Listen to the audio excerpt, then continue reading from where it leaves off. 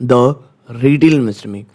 दोस्तों, यहाँ पर मैं जिस स्टॉक की चर्चा करने वाला हूँ वो आपकी स्क्रीन में तो दिख ही रहा होगा, प्लस एक आप कह सकते हैं मंडे को यानी कल के दिन कुछ बहुत ज़्यादा इंपॉर्टेंट पॉइंट्स हैं जो आपकी नज़र में होनी चाहिए।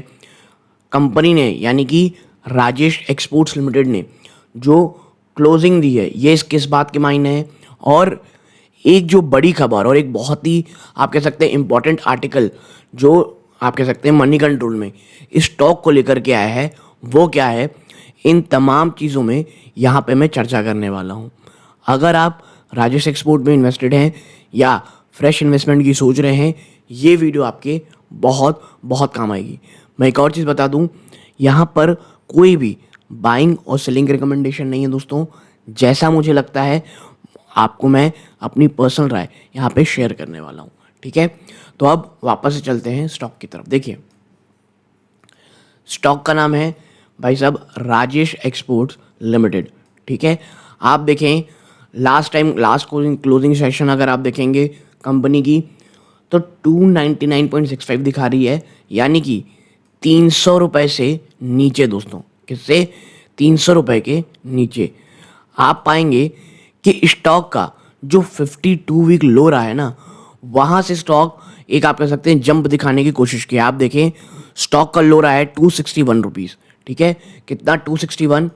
और ये बहुत पहले की बात नहीं है, मैं मात्र एक महीना पहले लेकर चलता हूँ। आप देखें ये रहा 263, वहाँ से स्टॉक ने एक बार मजबूती दिखाई, लगभग 16.88% का जो रैली दिखाया है वो भी मात्र और मात्र 4 दिनों के अंदर दोस्तों, ठीक है। 4-5 दिनों के अंदर आप देखें जो ये रैली देख रहे हैं 17% का आपको ये स्टॉक आप कह सकते हैं पॉजिटिव रिटर्न दे चुका।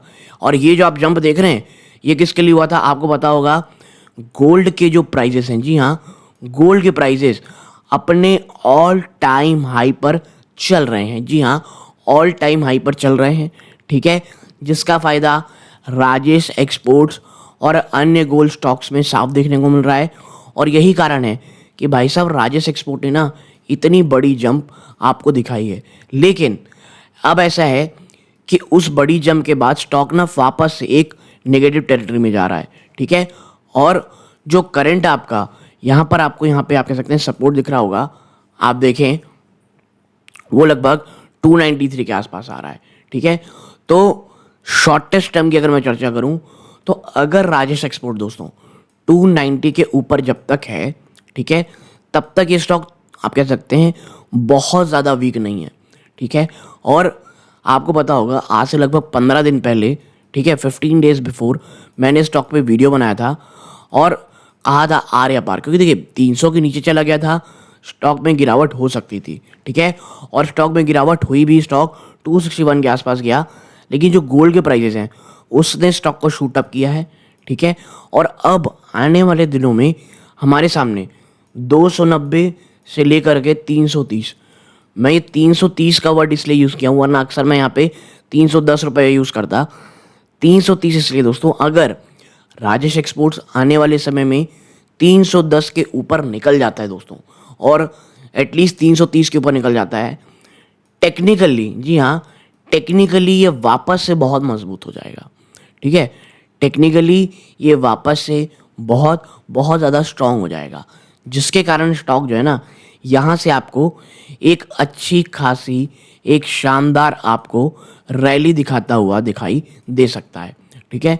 लेकिन राजेश एक्सपोर्ट, जैसा कि मैंने पहले कहा था और आज भी कह रहा हूँ, ये हर किसी के लिए स्टॉक नहीं है दोस्तों, ठीक है।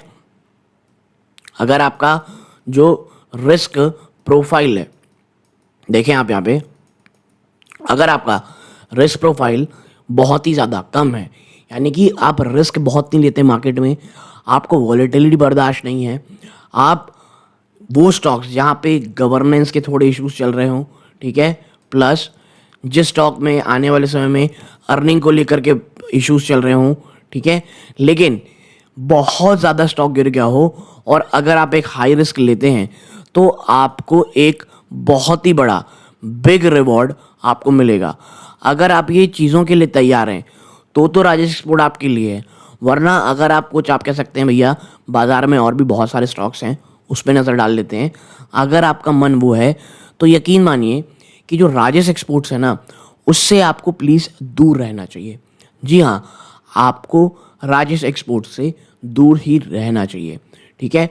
और आपको मैं एक चीज़ बता दूं कि Rajesh Exports as a stock, मुझे अब इन स्तरों पे ना अगर स्टॉप लॉस लगाना, अगर मैं ख़रीदारी करूं भी, मुझे अगर स्टॉप लॉस लगाना है भाई साहब 250 रुपये का आराम से लगा लेंगे। और अगर थोड़ा सा डीप जाऊंगा तो 210 से लेकर के 230 का मैं लगा लूँगा। क्योंकि एक बात तो श्योर है दोस्तों, बहुत बहुत सारी नेगेटिविटी प्राइसन है, ठीक है। और पिछले एक साल के अंदर स्टॉक ने ऊपरी स्तरों से आप देखेंगे तो आपको अगर मैं लोग बताऊं 57.53% का नेगेटिव रिटर्न दिया है। और स्थिति और भी ज़्यादा भयावह दिखती है जब हम 5 साल में जाते हैं। 5 साल में स्टॉक ने ऊपरी स्तरों से आप देखेंगे आपको तो ऑलमोस्ट 72.17% नेगेटिव रिटर्न दिया। और देखिए, अगर स्टॉक 60% पहले तो टूटता है दोस्तों, मैं एक मैक्सिमम गिरावट की बात कर रहा हूँ जब बहुत बड़ा क्रैश आता है 60%, फिर 72 to 80%, ये दो ऐसी रेंजेस हैं जहां से स्टॉक आपको एक बड़ा बाउंस बैक करता हुआ दिखाई देता है, ठीक है। तो अगर स्टॉक 300 के नीचे ट्रेड कर रहा है और आने वाले समय में स्टॉक 300 के ऊपर चला जाता है दोस्तों, तो एक इम्पॉर्टेंट चीज़ होगी। एक बहुत अच्छा आर्टिकल मुझे जो मनी कंट्रोल में मिला वो आपके साथ शेयर करूंगा। आप देखें, यहाँ पे बहुत ही इंपॉर्टेंट बात कही गई है। LIC maintains 10% stake in Rajesh Export despite nearly 70% stock in last 14 months। जी हाँ, पिछले 14 महीनों में दोस्तों, ठीक है, पिछले 14 महीनों में स्टॉक में 70% की गिरावट के बावजूद LIC ने अपना 10% का स्टेक जो है वो रखा हुआ है। Rajesh export has face consecutive quarters of weak result. जी हाँ, क्वार्टर दर क्वार्टर आपको ये स्टॉक खराब नंबर दिखाया है दोस्तों, ठीक है। विथ रेवेन्यू डिक्लाइनिंग, यहाँ पर रेवेन्यू में आप देखेंगे 31% की गिरावट है ईयर ऑन ईयर दोस्तों, ठीक है। तो भाई आप समझ सकते होंगे कि ये किस प्रकार की चीज़ें चल रही हैं, ठीक है। अब आप देखें यहाँ पे साफ साफ लिखा है that NSE sought clarification from Rajesh Export for its failure to disclose its cash flow statement for financial 23।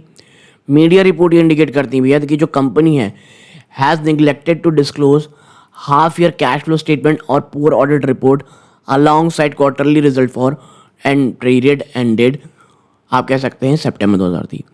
वो निवेशक जिनको लगता है कि क्यों इसको मैं बार बार हाई रिस्क या उनके लिए जो रिस्क कम लेना चाहते हैं ये है नहीं, उसको बहुत अच्छे समराइज यानी बात कही गई है इस पूरी लाइन में। क्या कहा गया, देखिए मीडिया रिपोर्ट ये अनुसार ये दिखाता है कंपनी ने दोस्तों हाफ ईयर का जो कैश फ्लो था उसको नेगलेक्ट किया है, ऑडिट रिपोर्ट प्रॉपर नहीं कही गई है दोस्तों, और लगातार आपके प्रॉफिट्स गिर रहे हैं।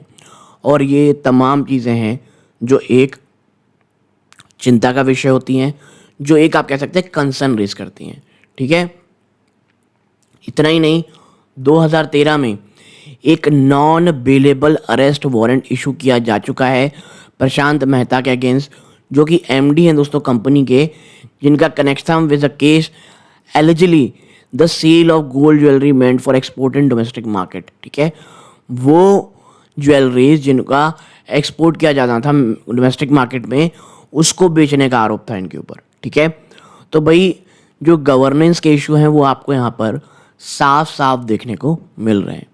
अब आप देखें, डिस्पाइट द गवर्नेंस लैप्सेस, जो करंट शेयर होल्डिंग पैटर्न है दोस्तों वो ये रिवील करता है कि जो LIC की होल्डिंग है वो अभी भी 10.98% स्टेक है, और एक माइनर सा डिप, यानी जो पहले 10.9% था दिसंबर में, ठीक है, इन दिसंबर 2003, वहाँ से आप एक साल बाद मात्र 10.8% पे आए हैं। और कोई भी किसी भी अदर डोमेस्टिक इंस्टीट्यूशन इस स्टॉक को ओन नहीं करती है, ना कि जो स्टॉक कवर किया जाता है एक किसी के भी एक प्रोमिनेंट ब्रोकरेज हाउस के द्वारा, ठीक है। प्रमोटर की जो होल्डिंग है वो 54.55% है दोस्तों इस कंपनी में, और जो FIIs है दोस्तों such as Brigade India fund holding approximately 15.8%। इतना ही नहीं, जो FIIs है जिसमें ब्रिज इंडिया फंड है दोस्तों, उसमें भी उसकी जो इसमें होल्डिंग है 15.8% है। यानी कि अगर आप देखेंगे 15.8% उनकी और प्लस 10.8% आप कह सकते हैं किसकी, आप कह सकते हैं एक FII की। तो ओवरऑल आप पाएंगे कि भाई साहब कंपनी की होल्डिंग जो है ना वो लगभग 26% से ज़्यादा आप कह सकते हैं दो बड़ी बड़ी एक डोमेस्टिक FDIs और एक FII होल्ड करती है दोस्तों, ठीक है।